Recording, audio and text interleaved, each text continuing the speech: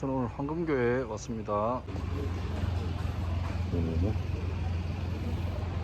왜 한국 기독교인들은 우리나라 국사공부도 제대로 안 하면서 그렇게 수천 년 전에 중동 역사를 그렇게 들고 파느냐, 그러시는 분이 좀 있습니다. 우리는 태정태세 문단세까지 가면 그 다음 기가 막히는데, 다윗, 솔로몬, 여로보암, 르호보암 이런 사람들 많이 들어봤잖아요. 하나님은 이스라엘의 하나님뿐 아니라 만유해 주시고 또 역사의 주인공이 하나님이시다, 그런 신앙이 있다면 역사 가운데 나신 하나님께서 어떻게 역사 가운데 개입하셨고 어떻게 이끌어 가셨고, 이 행적을 보면 동일하게 이 시대를 살고 있는 우리가 어떻게 살아야 될지에 대한 지혜와 통찰도 얻을 수 있는 것입니다. 여러분, 구약 역사는, 특별히 창세기 역사는 인류의 기원, 죄의 기원과 더불어서 민족의 시작을 보여주는 중요한 자료죠. 기독교 신앙을 흔히 계시의 종교라고 합니다. 계시라는 것은 자기를 남에게 드러내 보여주다는 말이에요. 다른 종교는 전부 다 우리가 찾아가 보자, 그래서 사람으로 출발해서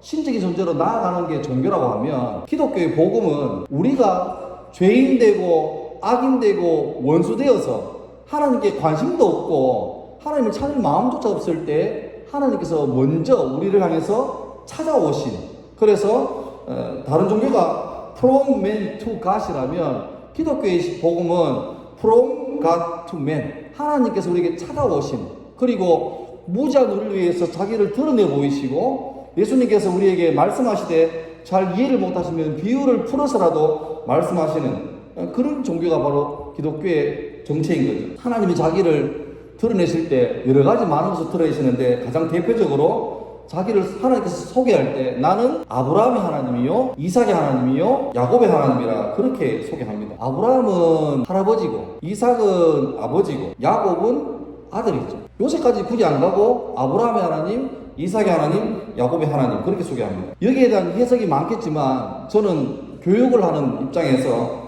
교육학적으로 해석해 본다면, 할아버지와 아버지와 아들 3대가 믿고 따르는 하나님이 다른 분이 아니라 같은 분이 된다면 그 신앙은 쭉 이어서 천대 만대까지 갈 것이라는 거죠. 지금 우리 현실과 아주 적절히 비교도 되는 것 같습니다. 여기도 아브라함 세대가 있고 이삭 세대가 있고 희귀하지만 야곱 세대도 종종 보입니다.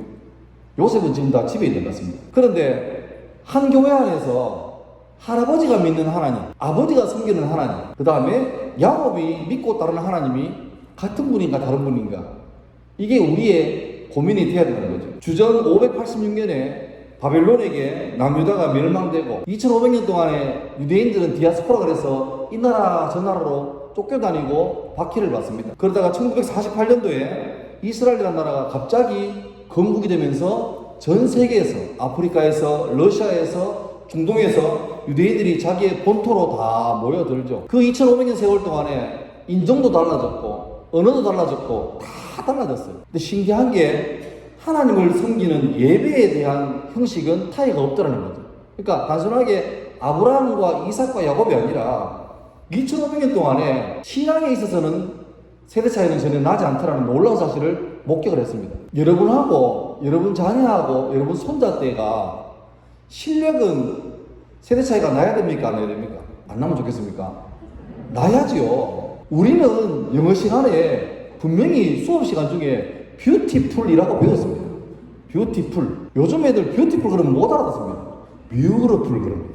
우리 때는 외국인 보면 도망갔습니다. 혹시나 물어보고 싶어가지고. 요즘 애들 길 가다가 외국인 보이면 창문 열고 하 이러고 있습니다. 깜짝깜짝 놀랍니다. 분명히 실력은 점점 더 좋아져야 돼요. 발전해야 되죠.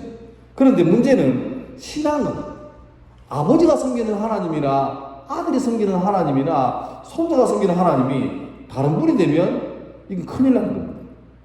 오늘 본문으로 봤던 민수기 6장 22절부터 내용은 구약의 축도라고 하기도 하고 제사장의 축복이라고 하기도 합니다.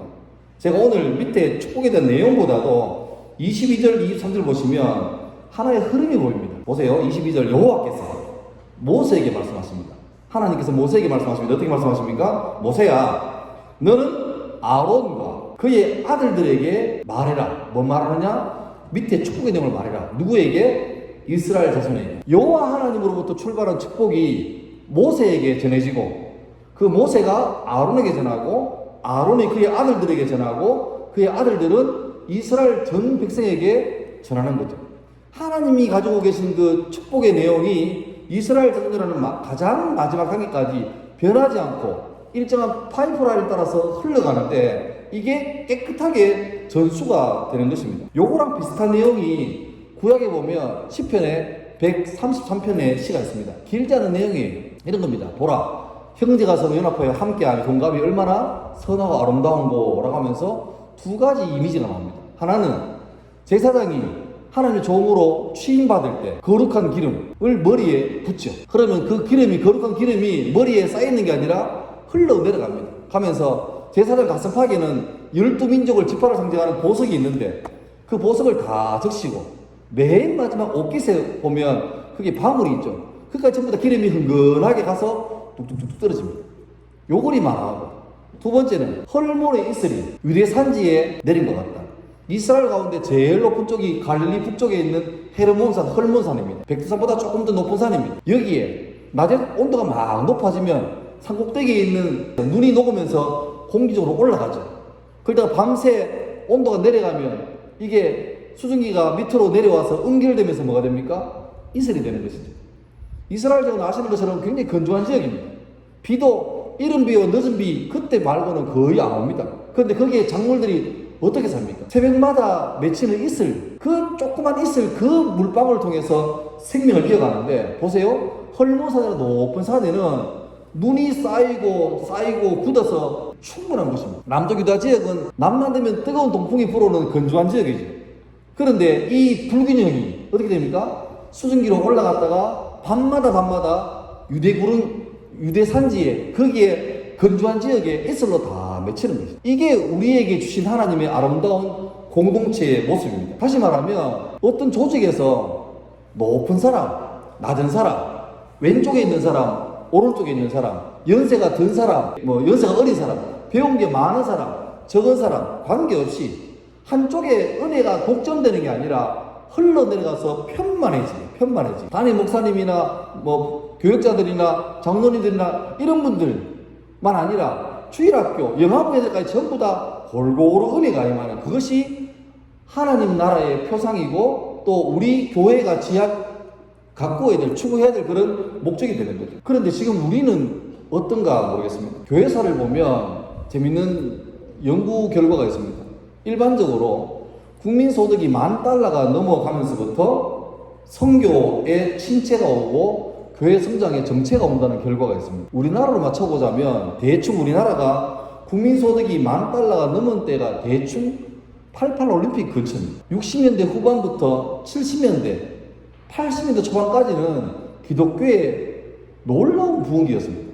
흔히 하는 말로 그냥 아무 데나 가서 십자가 갖다 꽂으면 사람들이 교회입니까 하면서 몰려들었어요. 마음들이 허망해지고 갈급하고 그럴 때, 찾을 분이 하나님밖에 없을 때는, 그래서 한 건물에 무슨 교회가 지하도 교회고 2층도 교회고 3층도 교회고, 그래서 정신 못 차리고 가다가는 나무교회 가고 그런 일이 있었습니다.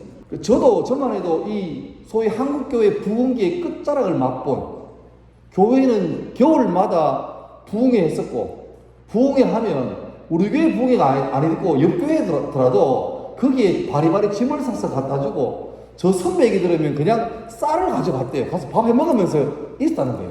새벽에 집회하고 낮에는 뭐합니까? 성경 공부합니다 하고 또 전도 나갔다가 저녁에 집회하고, 그러니까 집에서 왔다 갔다 할 시간이 없는 거예요. 그냥 그때도 오래 했습니다.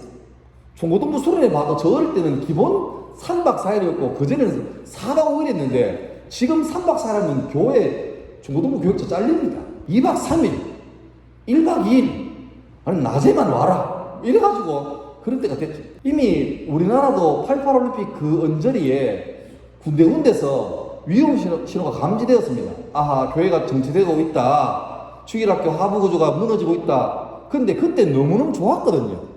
그런 소리 하는 사람은 믿음 없는 사람이었어요. 할 수 있다, 이게 됐으니까. 그때 꼭대기까지 올라갔다가 저 속도가 줄어들었을 때인데 그쯤에서 약간 내리막이 내려왔습니다. 근데 그때는 각도가 안 심했어요.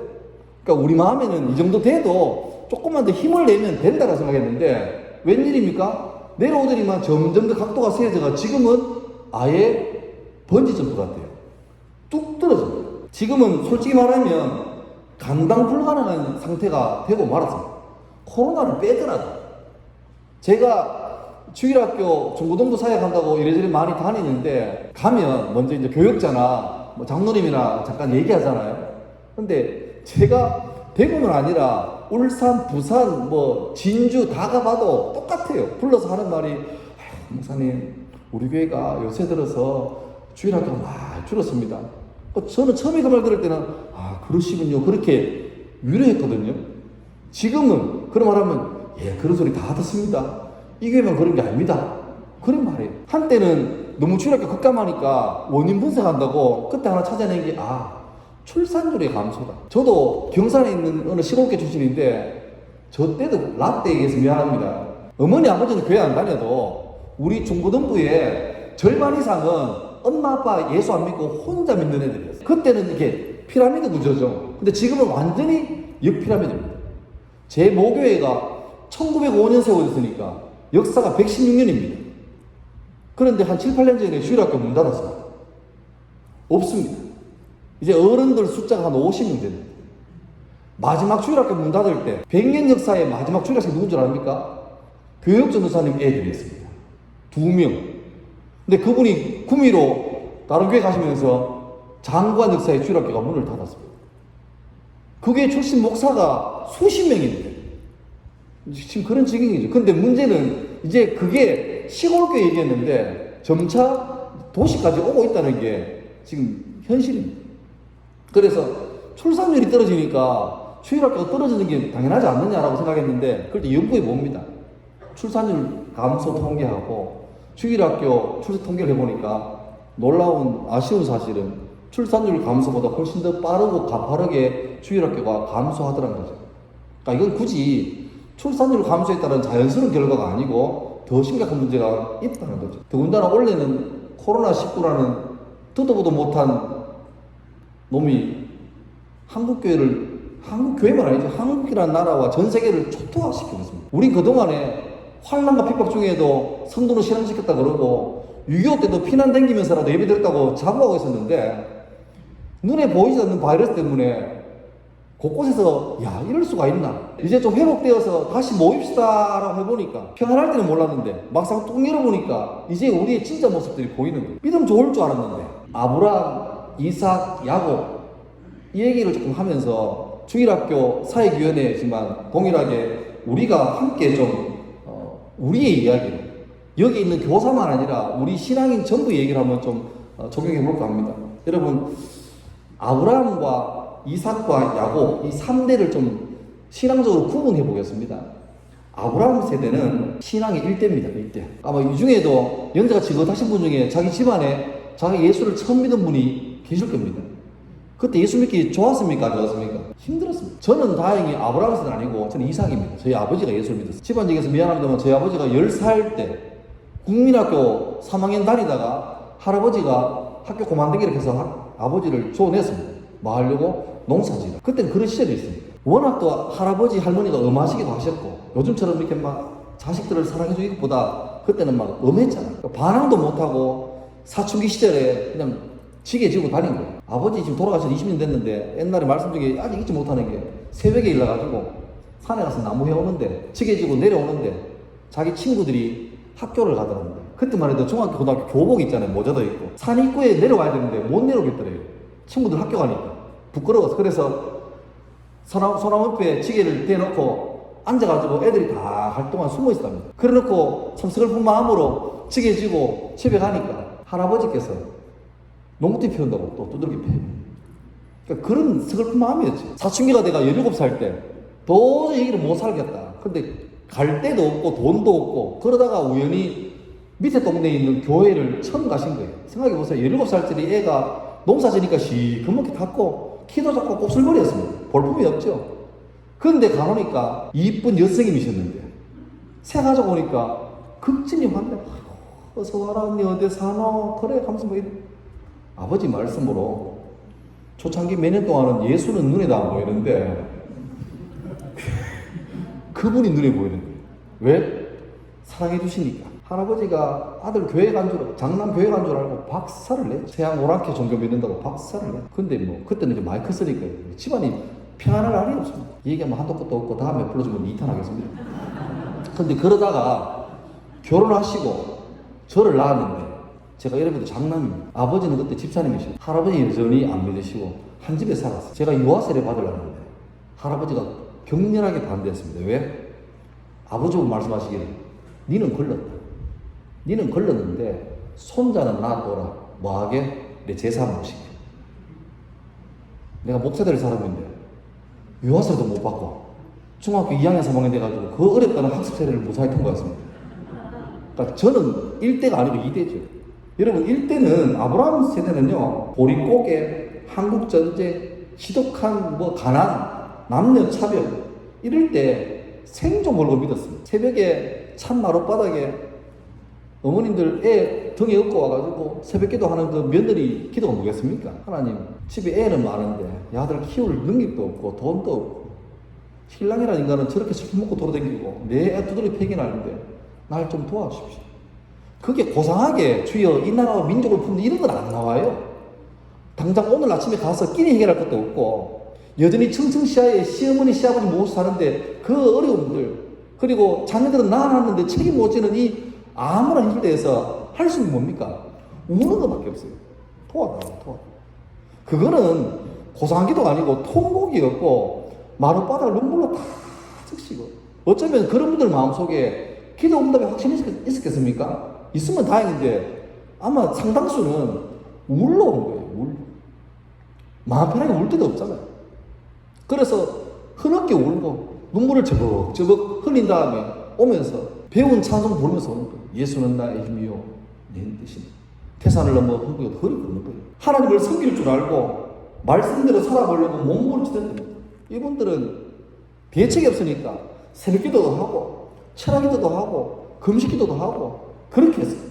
덕분에 하나님 말씀하신 대로 주 안에 거하는 자 말씀대로 복을 받았죠. 이삭 세대는 그 아브라함 세대의 자녀들입니다. 저 같은 사람이죠. 선대가 신앙생활 정말 열심히 하는 것, 진실하게 하는 것, 바퀴를 뚫고 생명 있는 신앙을 가지고 자란 것을 보고 자랐습니다. 그런데 안타깝게도 사람이 있으면 이적이라 부모 때의 신앙의 강도보다 훨씬 더 떨어지죠. 강도도 농도도 많이 약해집니다. 그런데 중요한 것 하나, 살다가 위기상황을 만납니다. 감당하지 못할 경제적 어려움이나 자녀의 문제나 어떤 위기가 생기죠. 고기도 드셔본 사람이 안다고, 살다가 위기를 만날 때 이거 내 힘으로 안 된다고 딱 판단이 되면 어릴 적 보고 배운 게 있죠. 그러니까 비상사태로 들어갑니다. 생전에 설교도 안 가는 사람이 갑자기 설교도 하기 시작해요. 왜요? 어려운 문제 만난 거예요. 왜 갑니까? 자기 부모님이 그랬거든요. 새벽마다 가서 기도하고 자녀들 공부시킬 돈이 없는데 어떻게 합니까? 새벽기도 갔다 와서 기도하신 다음에 와가지고 그 찬송 가지고 자녀 이마에 기도하면서 주여 이 자녀 정말 내가 배운 거 없고 내가 미리 돈 없지만 주의 은혜로 잘 되게 해달라고 그걸 듣고 몸으로 체험하고 자랐거든요. 그러니까 이삭 세대는 평소 때는 별거 아닌 것 같은데 위기 상황을 만나면 비상체제로 들어갈 줄 알아요. 문제는 야곱 세대. 야곱 세대 되면 할아버지는 거의 장로님이시고 아버지는 교회 열심히 생활하시는 분이십니다. 근데 하나님 은혜를 잘 받아서 태어나서부터 소위 모태신앙입니다. 그리고 온 가족이 다 기독교 집안입니다. 근데 문제는 삶의 위기를 만나면 이 야곱 세대는 어쩔 줄 모릅니다. 왜냐하니까 이 친구들은 몸으로 체득한 신앙이 아니라 글로 배웠거든요. 귀로 전해 들었어요. 기도가 뭔지 아는데 이 야곱 세대 되면 기도의 능력에 대해서 체험한 경험이 거의 없습니다. 왜? 기도할 필요가 딱히 없어요. 급하게 기도할 문제가 없어요. 왜? 내 기도하는 것보다 엄마 아빠가 다 채워줘요. 먹을 게 없는 게 어딨습니까? 너무 많이 먹어서 문제지. 대학 가야 되는데 기도합니까? 학원 갑니까? 학원 가죠. 그래서 중고등부 사역에 제일 문제가 뭡니까? 기말고사, 전공고사 되면 애들이 안 와요. 주께 지혜를 얻고자 기도해야 되고 이 공부 통해서 내가 주님 원하시는 사람이 되도록 기도해야 되는데 그게 안 하고 당장 내 점수 올려줄 쪽집기 강사가 있는 학원에 갑니다. 흔히 하는 말로 우리나라에 4대 종교 있다고 하는데 4대 종교. 여러분 들어보셨습니까? 4대 종교. 뭐겠습니까? 마스크 껴도 말씀 한번 해보십시오. 4대 종교. 기독교, 불교, 천주교, 또 하나 뭐겠습니까? 어떤 분들은 원불교하고 어떤 분들은 무속교 하는데 기독교, 불교, 천주교, 대학교. 근데 연말 되면 이 대학교 앞에 기독교, 불교, 천주교가 다 넘어가답니다. 온 기도가 대학교에 들어가게 해주십시오. 들어가면 은혜 받은 거고 복 받은 거고 떨어지면 뭔가 문제가 있는 거고 죄진 거고 이래 되는 거예요. 왜 기도의 능력을 모르냐? 경험이 없어요. 그러니까 이 친구들은 아마 지금 대구의 교회들 중에 상당수는 중고등부 주일학교 와 있는 애들 중에 상당수가 다 야곱세대입니다. 그러니까 얘들은 엄밀히 말하면 문화적인 크리스찬이에요. 기독교가 문화예요. 밥 먹기 전에 잠시 기도하는 게 주님께 감사해서 그런 게 아니고 본래 그래 왔어 집에서. 최근에 예수 믿은 사람하고 모태신앙하는 거하고 딱 차이가 뭔지 압니까?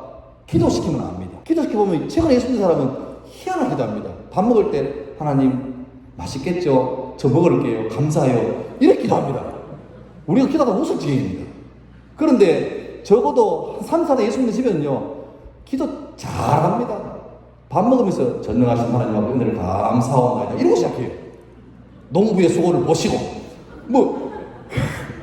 그러니까 그게 내용이 나쁘진 않은데 이미 이런 친구들은 자다가 건드려도 기도가 돼요. 이미 문화적인 거죠.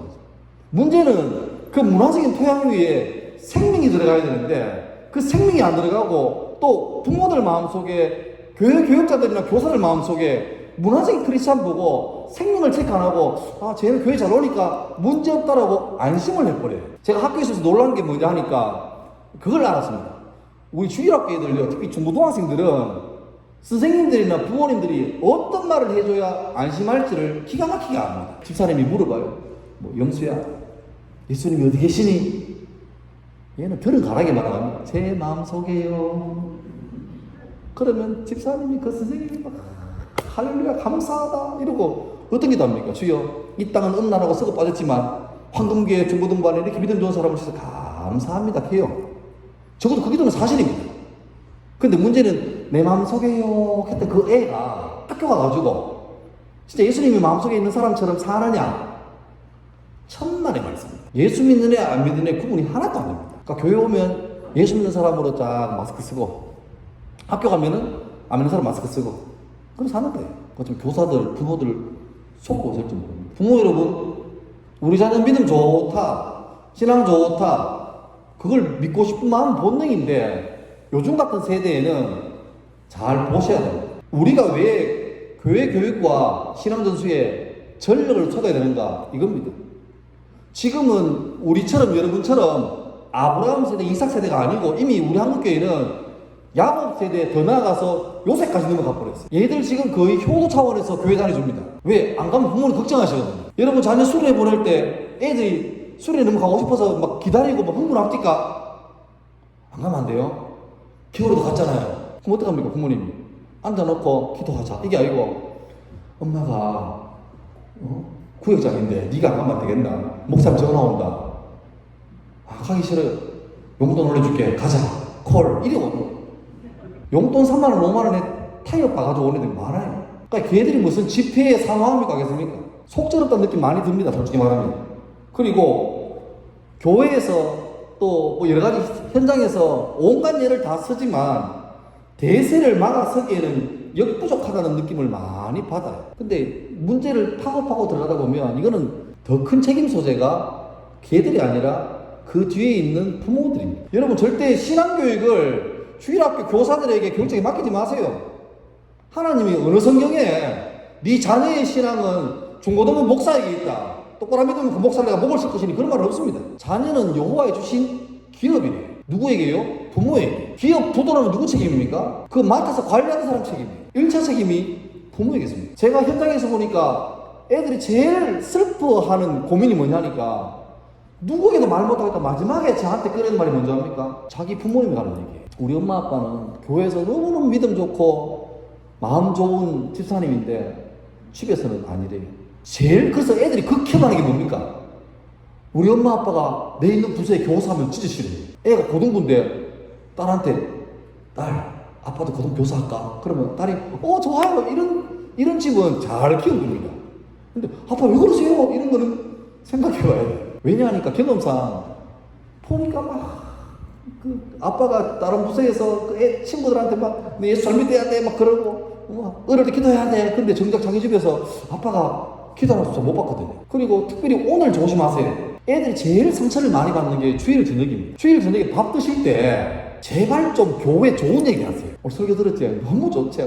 나는 진짜 우리나라에서 우리 교회가 최고다 하고 막, 와, 우리 목사 오늘 장로님 기도, 근데 울 뻔했잖아. 그런 말은 괜찮아요. 김지수 봤나? 아유, 어디 거는 봐라. 아이고, 내 민망스러워라. 이런 얘기를 왜 해요? 애들 앞에서.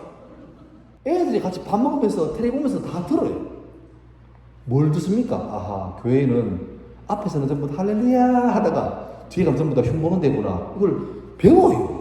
그래서 오래되면 안 되겠구나. 그걸 결심합니다. 교회 출석 여부를 떠나서 그들의 가치관이 지극히 세속적입니다.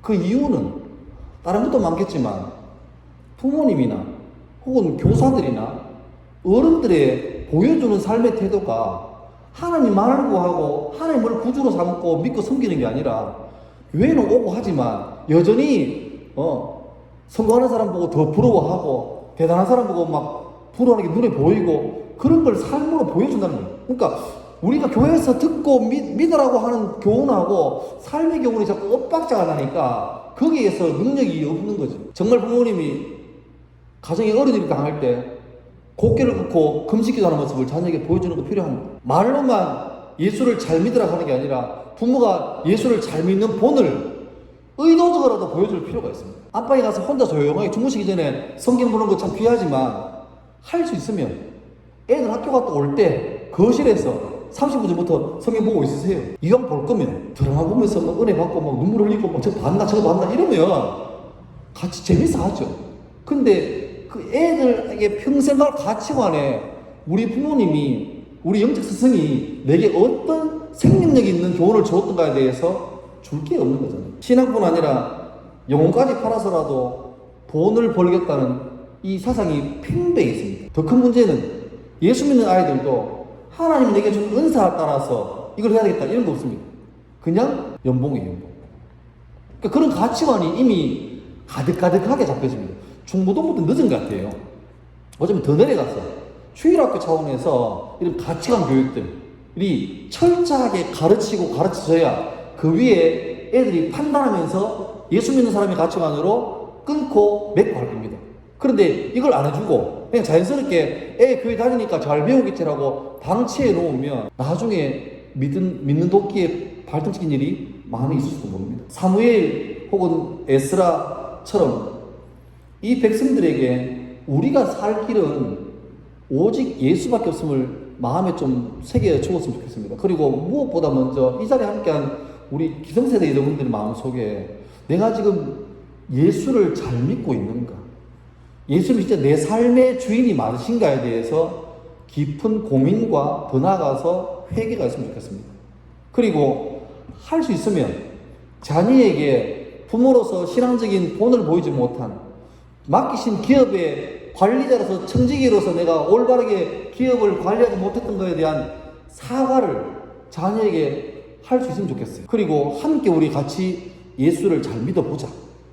그렇게 가정에서 신앙의 대화가 있으면 좋겠습니다. 복받기 위해서 세상을 다 따르다가 위기 만나면 그때 와가지고 주님 도와달라고 그렇게 해서 인공호흡하고 다시 가서 마음대로 사는 그런 사람이 너무너무 많은 이 시대 앞에 진짜 복은 하나님께만 있음을 기억하고 기억나십니까? 여호와께서 모세에게, 모세는 아론에게, 아론은 그의 아들들에게, 그의 아들들은 이스라엘 백성에게 이 하나님의 복이 백성이 갈 때까지 흩어지는 단계의 과정이 있는데 이게 지금 치면은 부모이자 교육자이자 교사, 신앙의 선배 아니겠습니까?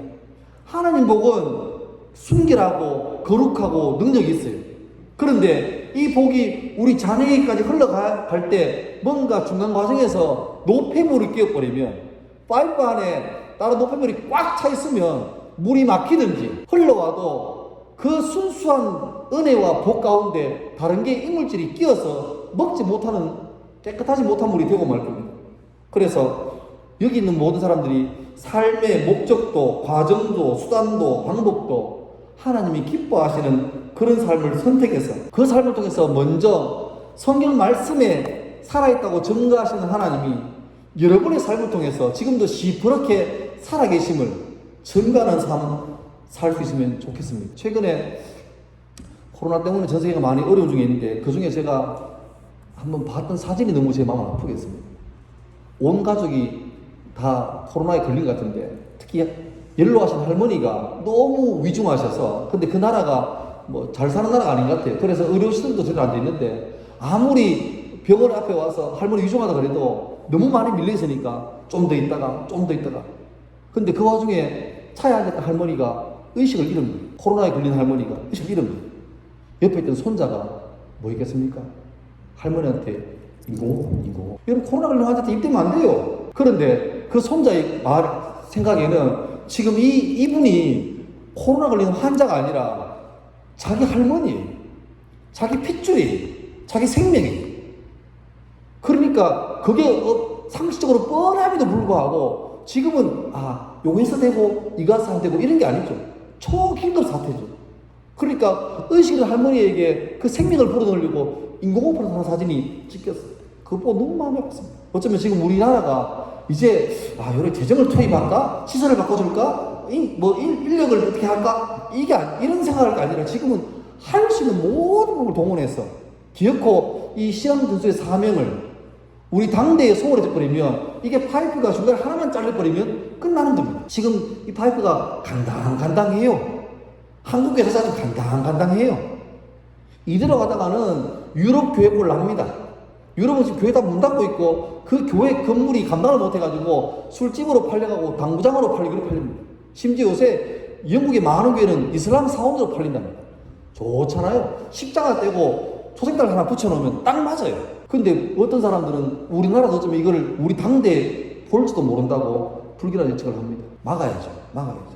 여러분, 책임있게 기도하시기 바랍니다. 주일학교기는 자식 있는 사람들의 얘기가 아니고 우리 모든 교인들의 얘기예요. 이 시대를 사는 우리들의 얘기예요.